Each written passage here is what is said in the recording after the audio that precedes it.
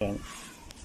Activity po namin today, bali nagpapalagay na po ako ng header para po sa pintuan natin ng steel door para sa master's bedroom.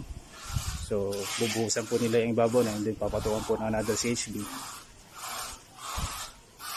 Meron din po dito sa walk-in closet, at ganoon po yung ginagawa rin niya ni Jepoy doon po naman sa pintuan po natin sa kitchen. Jepoy, excuse muna.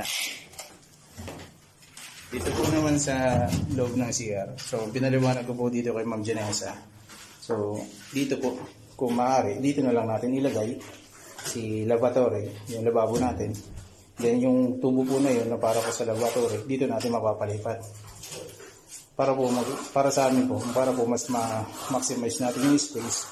And then, ito pong inodoro na ito, kaya adjust lang po namin ng kaunti dito. Para po magkaroon po tayo ng enough space dito para sa lavatory. So dito po, sa side na ito, shower area na to, magtatapping po kami mula po dito, papunta po doon, ng let's say 8 cm plus 2 cm po para po sa kapal po naman ng tiles. So total po 10 cm siya. So mangyayari po, ito pong part na ito, mas mababa siya, ito mas mataas ng 10 cm. As well as pagdating po dun sa 10 cm na po na yun, may molding po tayo eh. Para naman mas malalim pong pakaramdam po nitong sa shower, at yung tubig po hindi po pumupunta dun sa kabila.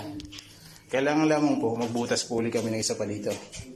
Kasi dito po, pag nagkaroon po ng tubig sa part na to, dito po ang punta ng tubig sa may floor drain. Para po hindi natitiiman to ng tubig. Just in case na basa, maglinis tayo dito, siyempre binagbusan po natin ng tubig. So may floor drain siya para sa kanya. Iba pa rin yung floor drain na ito para naman po sa shower area. Ito na po yung progress namin ng concrete door jump po na para sa pintuan. So yan, maglalagay na lang po kami ng buhos doon sa taas na yun. Pinaka-header niya para mas matibay. And then CHD naman po sa parting itaas. So bali po, dito po pala, since nagtaas po tayo dito ng kasi 10 cm plus moldings. So from 10 cm, dapat po pagdating po sa walk-in closet, mas mataas po siya. Let's say 5 cm po dapat ang itaas niya. Kasi po, para naman, pag nagkaroon po ng tubig dito, hindi na nga po pumunta doon. So kailangan po natin itong itaas. So ito na po yung binabanggit ko na kailangan po natin ng floor topping para naman po sa kabuuan po ng second floor. Diba? Pantay-pantay na po yan hanggang dito na. So kung gugustuhin nyo po sir, ma'am, dito po sa part na ito, pwede rin po namin mas naka-elevate ito, mas nakaangat po ito ng kaunti para kesa po dito sa part ng dito po sa labas po ng inyong master's bedroom. Kaganda naman po na medyo naka-elevate siya ng kaunti. Yung alikabok o yung tubig, bawa po may pagbasa dito, hindi naman po dumiretso papasok sa mismo master's bedroom.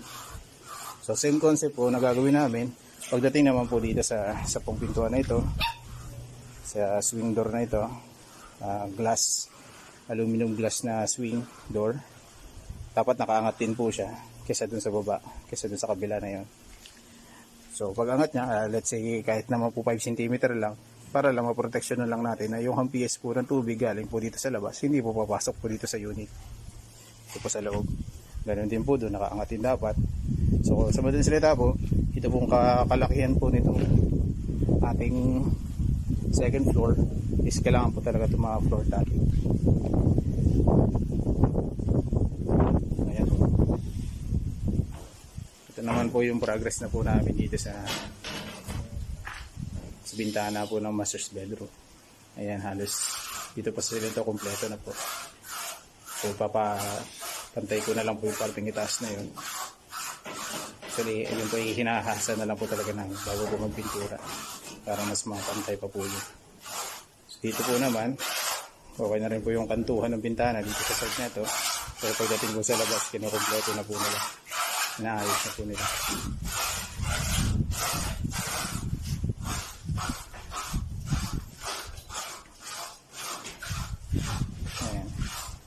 Maraming salamat po dito sa pagkain kasi masaya po sila.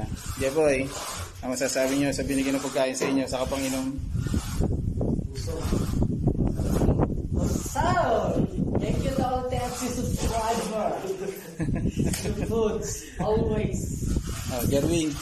Yeah. Oh, ang masasabi mo sa pakain sa inyo? Ipanginom pa. Salamat po sa sa painuman sa pagkain, sir.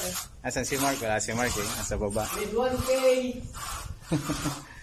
Oh, marami-raming inumin yun. 1K pala binigay sa inyo. Oo. Lester, lugi kaya ata Lester. Hindi ko masyado nainom ha. Ano lang sa akin? Ayan, sige po. Thank you po.